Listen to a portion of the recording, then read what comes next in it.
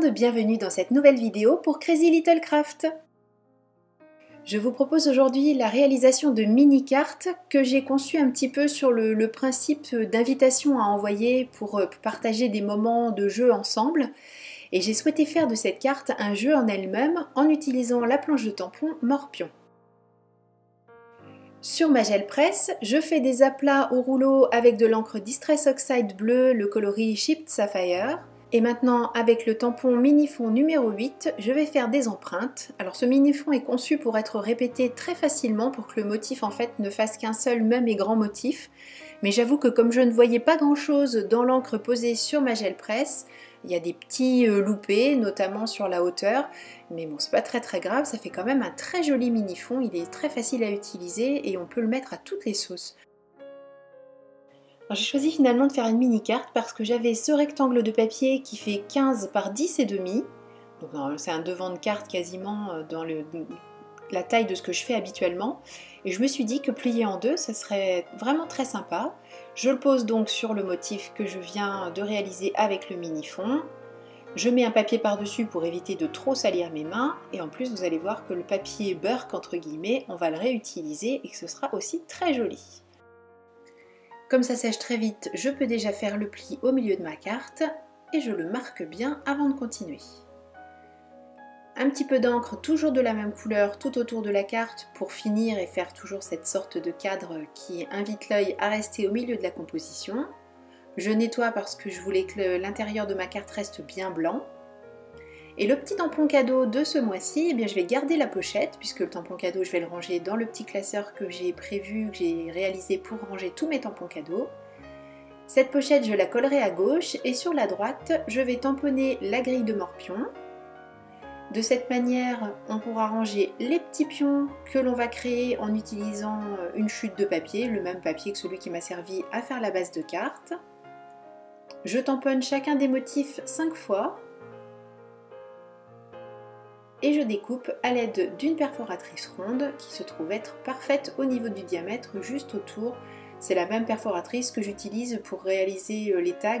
Après je fais un petit trou à la crocodile au milieu. Enfin, bref, en l'occurrence ça nous a juste servi à découper autour des petites pièces de jeu. Vous avez vu que j'ai une petite invitée sur les genoux qui m'aide beaucoup quand je scrape. Elle est toujours avec moi, toujours sur les genoux, c'est très pratique. Mais bon, c'est tellement mignon, c'est pas très grave. J'ai collé la petite pochette avec le score tape et là aussi, un petit peu d'encre tout autour. Je n'ai pas remis d'encre sur ma mousse en fait parce que je voulais que ce soit très léger. J'utilise juste ce qui reste dessus.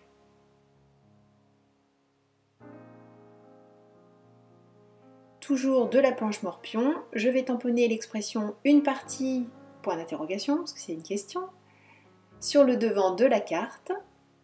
Je la tamponne en noir cette expression tout simplement pour rappeler le contour noir du chat que je vais tamponner sur le reste du papier qui m'a servi à faire les petits jetons. Une mise en couleur ultra simple au feutre à alcool, 2 couleurs, et pour créer les transitions entre le clair et le foncé, je griffonne le foncé sur ma plaque et je prélève avec le plus clair.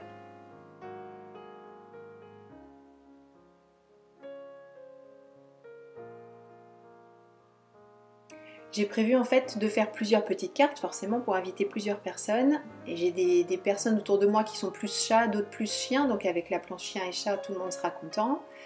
Je vais aussi en faire avec des devants un petit peu différents, en fait avec toutes les planches Crazy, il y a moyen de faire plaisir à tout le monde et de faire en sorte que tout soit personnalisé. Une petite découpe en laissant un bord blanc. Une fois que c'est fait, je colle sur le devant de ma carte. Et voilà, le petit chat qui prend place au-dessus du tamponnage une partie.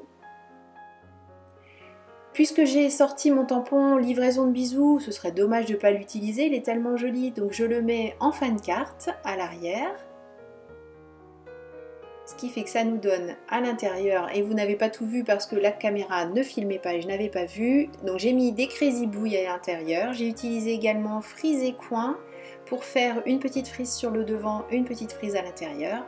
Et l'expression waouh vient aussi de la planche Crazy Bouille.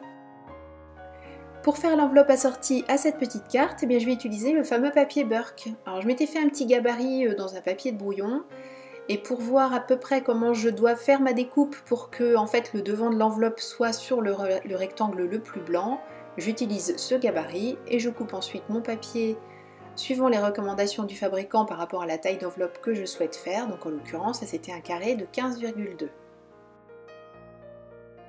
Je réalise mon enveloppe avec l'enveloppe punchboard, ça peu importe, après on peut faire des enveloppes même sans matériel.